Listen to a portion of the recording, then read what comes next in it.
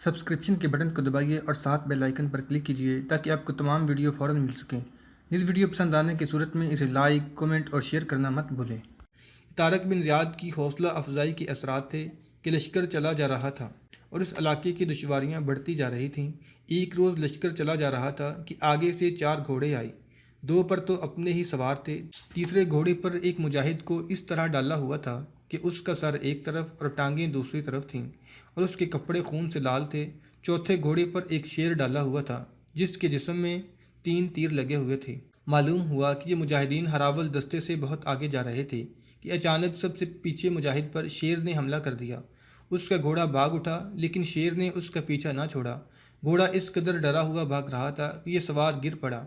دوسرے مجاہدین نے شیر پر تیر چلائے لیکن شیر نے مرتے مرتے اس مجاہد کو چیر پھاڑ ڈالا۔ اس جنگل میں جس میں معلوم ہوا تھا کہ یہ پہلے انسان تھے جو گزر رہے تھے۔ درندے بے دھڑک گھومتے پھرتے تھے لیکن یہ بہت بڑا لشکر تھا اس لیے درندے قریب نہیں آتے تھے۔ اس کے باوجود چند ایک خچریں اور گھوڑے درندوں کا شکار ہو گئے۔ مجاہدین کو خبردار کر دیا گیا کہ اکیلے اکیلے ادھر ادھر نہ جائیں۔ اس کوچ میں کم و بیش 1.5 مہینہ گزر چکا تھا اور ابھی تک یہ خوفناک اور خوبصورت علاقہ ختم ہونے میں نہیں آ رہا تھا۔ تاریخ میں نمایاں ذکر ایک تنگ اور انتہائی بلند راستے کا ہے جو اب شروع ہو رہا تھا۔ یہاں تک مجاہدین بالکل ہی شل ہو چکے تھے۔ یہ راستہ ایک پہاڑی کے ساتھ ساتھ گھومتا ہوا اوپر ہی اوپر چلا جا رہا تھا اور اتنا تنگ ہوتا جا رہا تھا کہ ایک آدمی یا ایک گھوڑا گزر سکتا تھا۔ لشکر اس راستے پر چلا گیا۔ 2-3 خچریں پھسل کر لڑکتی ہوئی بہت دور نیچے جا پڑیں۔ نیچے گہری کھائیاں تھیں، انہیں بچایا نہیں جا سکتا تھا۔ آخر کچھ اس طرح ہوا کہ پہاڑ ایک طرف ہٹ گیا اور دیوار کی طرح کا ایک پہاڑ شروع ہو گیا جو بہت ہی بلند تھا۔ لشکر اس کی چوٹی پر چلا جا رہا تھا۔ پھونک پھونک کر قدم رکھنا پڑتا تھا۔ اس راستے پر آنے سے پہلے پورا ایک دن سارے علاقے میں آدمی بھیج کر کسی اور راستے کی تلاش میں بھیجا گیا تھا لیکن ہر طرف پہاڑ، چٹانیں اور ندیاں تھیں۔ مجبوراً یہ راستہ اختیار کرنا پڑا۔ مجاہدین سے کہہ دیا گیا کہ وہ دائیں اور بائیں نہ دیکھیں۔ راستہ تنگ تھا اور بلندی اتنی کہ نیچے دیکھنے سے خوف طاری ہوتا تھا۔ دیکھتے ہی دیکھتے 2 گھوڑوں کے پاؤں پتھروں پر آنے کی وجہ سے پھسل گئے اور گھوڑے بدک کر ذرا ادھر ادھر ہوئے تو لڑکتے کلا بازیاں کھاتے سواروں سمیت نظروں سے اوجھل ہو گئے۔ پھر 2-3 مجاہد لڑک گئے، ان کی چیخیں اور واویلا سنائی دیتا رہا جو دور ہی دور ہٹتا گیا۔ پھر اس خوفناک وادی میں خاموشی چھا گئی۔ تقریباً ہر مورخ نے اس راستے کا ذکر خاص طور پر کیا ہے اور لکھا ہے کہ یہ طارق بن زیاد ہی تھا جس نے اتنا بڑا خطرہ مول لے کر لشکر کو اس راستے پر ڈال دیا تھا۔ اگر وہ لشکر کو اس راستے سے گزرنے کے طریقے اور احتیاطی تدابیر ساتھ ساتھ نہ بتاتا تو لشکر کے کئی گھوڑے اور آدمی ضائع ہو جاتے۔ یہ تنگ اور بہت ہی بلند راستہ 2 دنوں میں طے ہوا۔ رات کے وقت بھی لشکر کو چلتا رکھا گیا۔ وہاں رکنا خودکشی کے برابر تھا۔ اگر رک جاتے تو تھکن سے غنودگی طاری ہو جاتی اور یہ غنودگی مجاہدین کو اوپر سے نیچے لڑکا دیتی اور وہ سیدھے موت کے منہ میں جاتے۔ رات کو مشلیں جلا لی گئی تھیں اور چلنے کی رفتار بہت ہی سست ہو گئی تھی۔ اگلا دن بھی چلتے ہوئے گزرا۔ راستہ اور زیادہ تنگ اور بلند ہوتا جا رہا تھا۔ لشکر کی اب یہ کیفیت جیسے مجاہدین خواب میں چل رہے ہوں۔ ایک تو نیند کا غلبہ تھا، دوسرے سفر کی تھکن تھی اور اعصاب پر خوف کا اثر بھی تھا۔ سب سے بڑی بات یہ کہ لشکر کو 2 دنوں سے کھانے کو کچھ نہیں ملا تھا اور گھوڑے بھی بھوکے اور خچریں بھی بھوکی تھیں۔ اس سے یہ خطرہ پیدا ہو گیا تھا کہ جانور بے قابو ہو جائیں گے۔ سواروں کا کمال تھا کہ انہوں نے جانوروں کو قابو میں رکھا۔ سورج غروب ہونے سے کچھ دیر پہلے یہ راستہ کھلا ہونے اور نیچے کو جانے لگا اور پھر یہ ایک پہاڑ کے ساتھ ہو گیا۔ پھر تھوڑا ہی فاصلہ آگے یہ راستہ بل کھاتا ہوا ایک وادی میں اتر گیا جو اتنی کشادہ تھی کہ پورا لشکر اس میں سما سکتا تھا۔ طارق بن زیاد نے لشکر کو وہیں روک لیا۔ وادی سرسبز اور شاداب تھی۔ گھوڑوں اور خچروں کو چرنے چگنے کے لیے کھلا چھوڑ دیا گیا۔ سپاہیوں کا یہ عالم تھا کہ وہ گر پڑے اور جو جہاں گرا وہیں سو گیا۔ طارق بن زیاد کے حکم سے اس وادی میں 2 دن پڑاؤ کیا گیا۔ پھر آگے کوچ شروع ہوا۔ اب جو علاقہ آیا وہ ہموار نہیں تھا لیکن اس میں دشواریاں اور رکاوٹیں نہیں تھیں جن میں سے لشکر گزر آیا تھا۔ ایک پڑاؤ اور کیا گیا۔ جو مجاہدین آگے گئے ہوئے تھے انہوں نے آ کر اطلاع دی کہ ایک بڑا شہر جس کا نام مائدہ ہے 1 دن کی مسافت پر ہے۔ جس راستے سے طارق بن زیاد گزر کر آگے نکلا، اس راستے نے اتنی زیادہ اہمیت حاصل کی کہ اس راستے کا نام فج طارق رکھا گیا اور آج تک یہ راستہ اسی نام سے جانا پہچانا جاتا ہے۔ پھر وہ وقت آیا کہ طارق کے لشکر نے مائدہ کو محاصرے میں لے رکھا تھا۔ مائدہ کا شمار بھی اندلس کے بڑے شہروں میں ہوتا تھا۔ شمالی اندلس میں اس شہر کو ایک خاص مقام حاصل تھا۔ شہر پناہ پر تیر انداز اور برچھی باز کھڑے تھے اور وہ مسلمانوں کو للکار رہے تھے، جو معلوم ہوتا تھا جیسے وہ اس شہر پر جانیں قربان کر دیں گے۔ طارق بن زیاد شہر کے چاروں طرف گھوڑا دوڑاتا پھر رہا تھا۔ دیوار ہر طرف سے مضبوط لگتی تھی اور صاف پتہ چلتا تھا کہ یہاں کے لوگوں کے دل بھی اس دیوار کے پتھروں کی طرح مضبوط ہیں۔ طارق نے وہاں کی زبان میں اعلان کرایا کہ تمہارے لیے بہتر یہ ہے کہ شہر کے دروازے کھول دو۔ اگر دروازے تم نے کھول دیے تو ہم تمہیں دوست سمجھیں گے اور تم سے کوئی تاوان اور جزیہ وصول نہیں کیا جائے گا۔ اگر ہم نے اپنی ہمت سے کھولے تو پھر تمہارے ساتھ وہ سلوک ہوگا جو دشمن کے ساتھ کیا کرتا ہے۔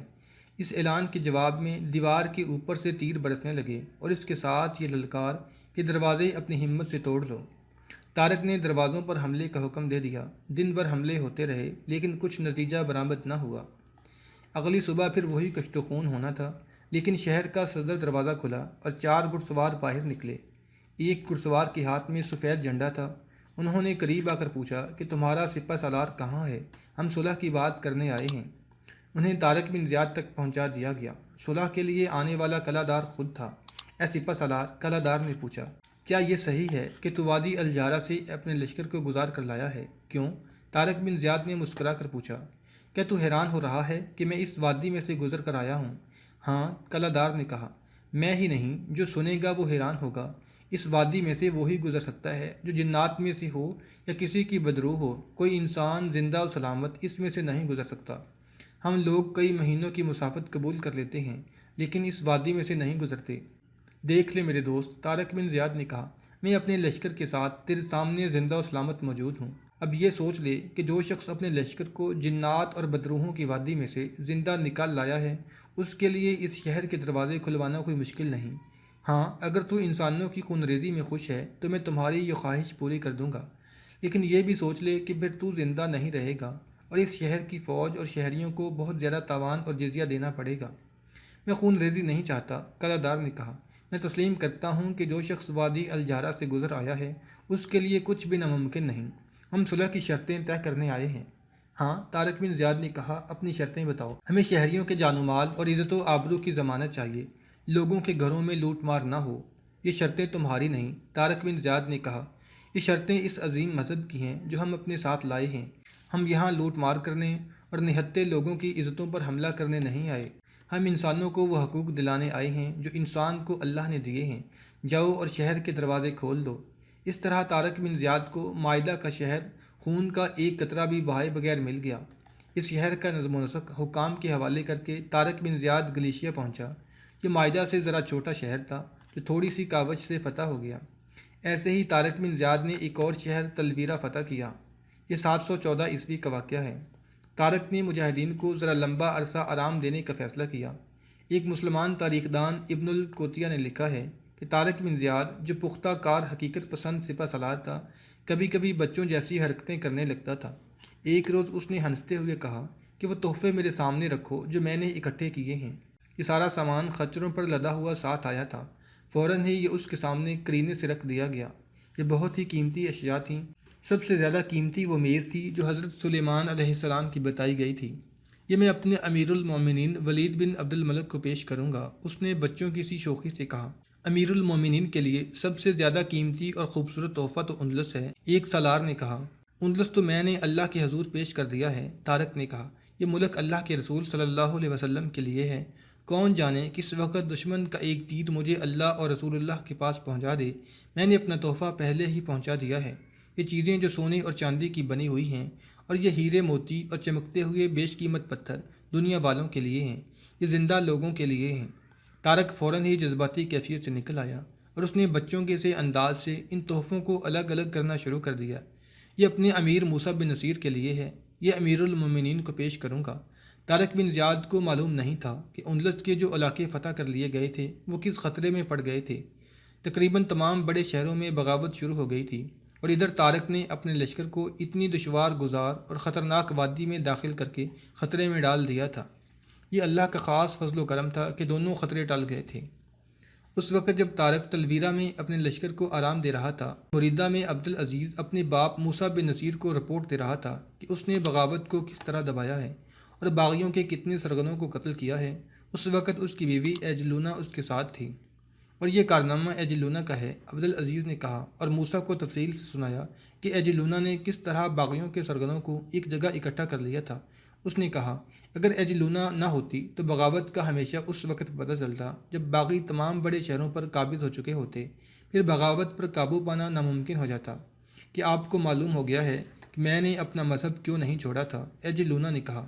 اگر میں مسلمان ہو چکی ہوتی تو میں کچھ بھی نہ کر سکتی۔ عیسائی اور راڈر کی بیوہ ہونے کی وجہ سے وہ سب میرے جال میں آ گئے۔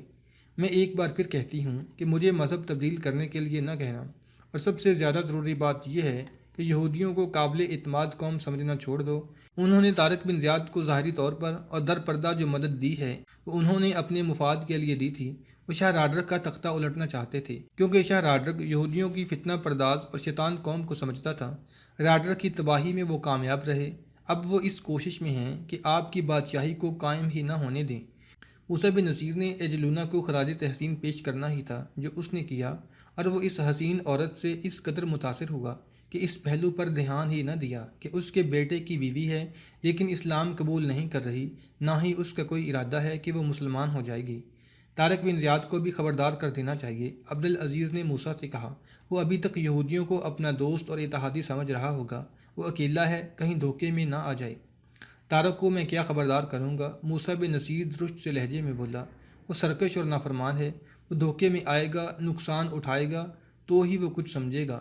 میں نے اسے حکم بھیجا تھا کہ وہ جہاں ہے وہیں رکا رہے، مگر اس نے میرے حکم کی پرواہ ہی نہیں کی۔ گزشتہ رات مجھے اطلاع ملی ہے کہ وہ تلیتا سے بھی آگے نکل گیا ہے اور ایسے پہاڑی علاقے میں چلا گیا ہے جو خطرناک اور جان لیوا حد تک دشوار گزار ہے۔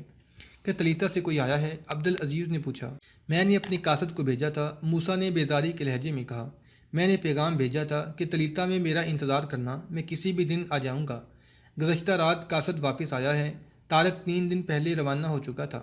قاصد کو وہاں سے پتہ چلا ہے کہ طارق نے جو راستہ اختیار کیا ہے وہ بہت خطرناک ہے۔ اسے جولین اور اوپاس نے اس وادی کے راستے جانے سے روکا تھا لیکن اس نے کسی کی نہیں سنی۔ میں اسے وہاں پیغام بھیج رہا ہوں کہ تلیتا میں آ کر مجھے ملے۔ پیغام کہاں بھیج رہے ہیں؟ عبدالعزیز نے کہا۔ قاصد کو وہ کہاں ملے گا؟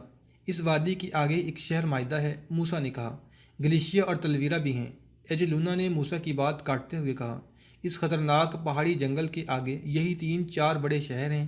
میں شاہ راڈر کے ساتھ 3-4 بار اس علاقے میں گئی ہوں۔ ہم نے شیر بھی مارے ہیں اور ایک بار ایک مگرمچھ زندہ پکڑ کر لائے تھے۔ بہت خطرناک علاقہ ہے۔ محفوظ راستہ اس وادی کے باہر سے جاتا ہے۔ قاصد محفوظ راستے سے جائے گا، موسیٰ نے کہا۔ طارق کا ایک بار میرے سامنے آنا بہت ضروری ہے، میں اسے لگام ڈالنا چاہتا ہوں۔ قابل احترام والد، عبدالعزیز نے موسیٰ کو غصے کی کیفیت میں دیکھتے ہوئے کہا۔ طارق کو سرزنش کرتے ہوئے، آپ کو خیال رکھنا پڑے گا کہ اس نے اندلس کے فاتح ہونے کا درجہ حاصل کر لیا ہے۔ بلا شک و شبہ اندلس کا پہلا امیر طارق ہی ہوگا، اور میں اندلس کا فاتح اسی کو تسلیم کرتا ہوں، موسیٰ بن نصیر نے کہا۔ لیکن میں ایسے خودسر اور باغی فطرت کے آدمی کو اس ملک کا امیر نہیں بنا سکتا جسے فتح کرتے ہی بغاوتیں سر اٹھا رہی ہیں۔ کہ آپ یہ تو نہیں سوچ رہے کہ طارق آپ کا غلام ہوا کرتا تھا؟ عبدالعزیز نے کہا۔ مجھے شک ہے کہ ایسی ہی سوچ نے آپ کو طارق سے بدظن کر دیا ہے۔ نہیں میرے عزیز بیٹے، موسیٰ نے کہا، اپنے آزاد کیے ہوئے غلام کو حقیر سمجھنا اسلامی احکام کے منافی ہے۔ میں اللہ اور رسول اللہ صلی اللہ علیہ وسلم کے کسی حکم کی خلاف ورزی کرنے کی جرات نہیں کر سکتا۔ میں خلیفہ اول حضرت ابوبکر صدیق رضی اللہ تعالیٰ عنہ کی وفات سے کچھ دن پہلے پیدا ہوا اور حضرت عمر رضی اللہ تعالیٰ عنہ کا دور خلافت دیکھا ہے، جو مجھے خواب کی طرح یاد ہے۔ میں اس وقت بہت چھوٹا تھا۔ میں انہی خلفاء کے نقش قدم پر چلنا چاہتا ہوں۔ تم نے سنا ہوگا کہ خالد بن ولید رضی اللہ تعالیٰ عنہ کو خلیفہ دوم حضرت عمر رضی اللہ تعالیٰ عنہ نے سپہ سالاری سے برطرف کر کے گھر بٹھا دیا تھا۔ جانتے ہو ابن الولید کتنا عظیم سپہ سالار تھا؟ ہاں والد محترم، عبدالعزیز نے کہا، جانتا ہوں۔ رسول اللہ صلی اللہ علیہ وسلم نے ابن ولید کو اللہ کی تلوار کہا تھا۔ آپ کی وفات کے فوراً بعد ارتداد کا فتنہ اٹھا تھا۔ وہ اسلام کے خلاف بہت بڑی اور منظم بغاوت تھی جو دور دور تک پھیل گئی تھی۔ اس بغاوت پر خالد رضی اللہ تعالیٰ عنہ بن ولید نے قابو پایا تھا۔ فارس اور روم کی جنگی طاقتوں کو ابن الولید نے ختم کیا اور اسلامی سلطنت کی سرحدیں بہت دور تک لے گیا تھا، موسیٰ نے کہا۔ لیکن حضرت عمر رضی اللہ تعالیٰ عنہ نے اسے ایسی حکم عدولی کی وجہ سے جسے نظر انداز کیا جا سکتا تھا معزول کر دیا تھا۔ اسلام خلیفہ، امیر، امام، عہدے دار کی حکم عدولی کو برداشت نہیں کرتا، بشرطے کہ حکم خداوندی کی خلاف ورزی نہ ہو۔ آپ طارق بن زیاد کو سزا دے سکتے ہیں، عبدالعزیز نے کہا، اسے اس کا حق سے محروم نہیں کر سکتے کہ وہ اندلس کا پہلا امیر ہوگا۔ آپ خاموش نہیں رہ سکتے عزیز، ایجلونا نے کہا، آپ کے والد سپہ سالار اعلیٰ ہیں، اندلس میں کسی کو امیر مقرر کرنا ان کی ذمہ داری ہے کہ آپ سے زیادہ تجربہ کار ہیں، یہ جسے اس قابل سمجھیں گے اسے اندلس کا امیر بنائیں گے۔ طارق کسی بھی ملک کا فاتح ہو سکتا ہے، وہ بہت ہی قابل جرنیل ہو سکتا ہے اور ہے بھی۔ راڈر کو شکست دینا کوئی معمولی کارنامہ نہیں، لیکن کسی ملک کا امیر بننے کے لیے جن اوصاف اور خوبیوں کی ضرورت ہوتی ہے وہ قابلیت طارق میں نہیں، وہ آپ میں موجود ہیں عزیز۔ مجھ میں؟ عبدالعزیز نے حیران ہو کے کہا۔ ہاں، ایجلونا نے کہا، آپ میں امیر اندلس بننے کی خوبیاں موجود ہیں۔ آپ ایک عظیم باپ کے بیٹے ہیں، اس عظیم باپ کو تو خلیفہ ہونا چاہیے تھا۔ انہوں نے آپ کی تربیت اپنی شخصیت اور اپنی عظمت کے مطابق کی ہے۔ میں مانتی ہوں کہ اسلام مساوات کا حکم دیتا ہے، اس میں آقا اور غلام میں کوئی فرق نہیں، لیکن جو آدمی غلامی میں جوان ہوا ہو اسے آزاد کر دو، اسے اپنے سر پر بٹھا لو، وہ آپ پر جان قربان کر دے گا، لیکن وہ آقا نہیں بن سکتا، کیونکہ آقا بننے کی جو صلاحیت ہوتی ہے وہ اس سے محروم ہے۔ ایجلونا بولتی جا رہی تھی اور موسیٰ بن نصیر خاموشی سے سن رہا تھا۔ ایجلونا کا حسن تو بے مثال تھا ہی، لیکن اس کے بولنے کا انداز اس سے کہیں زیادہ حسین بلکہ سحر انگیز تھا۔ اس کی آواز میں ترنم تھا۔ موسیٰ بن نصیر جہاں دیدہ اور معمر آدمی تھا، وہ ایجلونا کو گہری نظروں سے دیکھ رہا تھا، جیسے اس حسین چہرے کو پڑھنے کی کوشش کر رہا ہو۔ عبدالعزیز جوان سال آدمی تھا، اس نے ایجلونا کے حسن سے متاثر ہو کر اس کے ساتھ شادی کی تھی، وہ تو اس پرشباب عورت کی ایک ایک ادا پر مرتا تھا۔ اب ایجلونا نے باغیوں کے سر کچل کر عبدالعزیز کے دل میں کوئی اور ہی مقام پیدا کر لیا تھا۔ اسی رات کو جب عبدالعزیز اور ایجلونا اپنے سونے کے کمرے میں گئے تو عبدالعزیز نے پھر وہی بات چھیڑ دی جو موسیٰ کے پاس بیٹھے ہو رہی تھی۔ ایجلونا، عبدالعزیز نے کہا، میں طارق بن زیاد کے خلاف کوئی بات برداشت نہیں کر سکتا۔ تم اسے ابھی تک غلام سمجھتی ہو اور مجھے اس سے برتر قرار دیتی ہو۔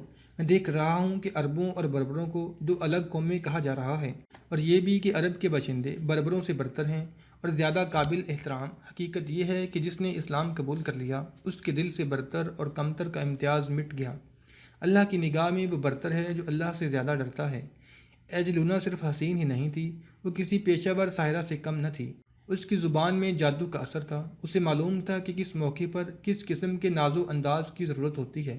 اس نے دیکھا کہ عبدالعزیز طارق بن زیاد کے خلاف کوئی بات برداشت نہیں کر سکتا، تو اس نے پینترا بدل لیا۔ حقیقت یہ تھی کہ ایجلونا کی دلی خواہش تھی کہ پہلا امیر اندلس اس کا خاوند عبدالعزیز ہو۔ شادی کے وقت ایجلونا نے عبدالعزیز سے کہہ بھی دیا تھا کہ وہ بیوی نہیں ملکہ بنے گی۔ میں دل سے طارق کے خلاف نہیں ہوں عزیز، ایجلونا نے عزیز کو اپنے ساتھ لگا کر کہا، میں اس کا اتنا ہی احترام کرتی ہوں جتنا تم کرتے ہو۔ میں تمہارے ساتھ اس کی تعریف کرنے سے ڈرتی ہوں۔ تم اس وہم میں نہ پڑ جاؤ کہ تمہاری نسبت مجھے طارق زیادہ اچھا لگتا ہے، میں طارق کو کمتر نہیں سمجھتی۔ عبدالعزیز ایجلونا کی ریشم جیسے ملائم اور مرمری شانوں پر بکھرے ہوئے بالوں کا لمس اپنے کانوں پر محسوس کر رہا تھا، اور ان بالوں سے اٹھتی ہوئی خوشبو اسے مخمور کر رہی تھی۔ اس کے ساتھ ایجلونا کی مترنم آواز، اس کے ساتھ اس کے نیم اریاں جسم کا گداز، یہ وہ جسم تھا جس نے راڈرک جیسے پتھر کو موم کر دیا تھا۔ تھوڑی سی دیر میں عبدالعزیز پوری طرح مسحور ہو چکا تھا۔ اب خیال رکھنا، ایجلونا نے بہت سی باتیں اور اریاں حرکتیں کر کے کہا، اگر تمہارے والد تمہیں امیر اندلس بنانے کا فیصلہ کریں تو یہ نہ کہہ دینا کہ یہ طارق کا حق ہے، میں تمہیں اندلس کے تخت پر بیٹھا ہوا دیکھنا چاہتی ہوں۔ جو تم کہو گی وہی ہوگا ایجلونا، عبدالعزیز نے مخمور آواز میں کہا، اور اس کے وجود میں سکڑ سمٹ گیا۔